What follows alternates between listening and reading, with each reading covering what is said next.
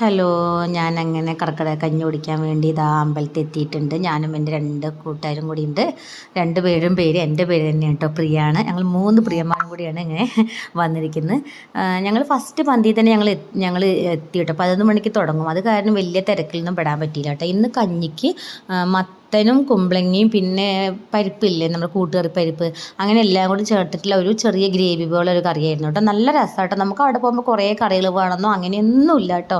ആ കഞ്ഞുടിക്കലേക്ക് ഒരു 10 മിനിറ്റ് ഞങ്ങൾ അമ്പലത്തിൽ ഇങ്ങനെ ഇരിക്കുകയാണ് കേട്ടോ. അങ്ങനെ അമ്പലത്തൊക്കെ പോയി കഴിഞ്ഞാൽ തൊഴുത് കഴിഞ്ഞാൽ ഇപ്പോഴും അങ്ങനെ 10 മിനിറ്റ് ഞങ്ങൾ ഇരിക്കാറുണ്ട്.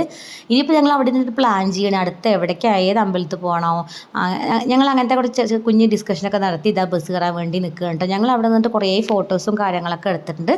അത് ഞാനിപ്പോൾ ലാസ്റ്റ് അതിൻ്റെ കുറച്ച് ഫോട്ടോസ് ഇവിടെ ഇടുന്നുണ്ട് കൂട്ടുകാർ നിങ്ങൾക്ക് കാണാൻ വേണ്ടിയിട്ട്.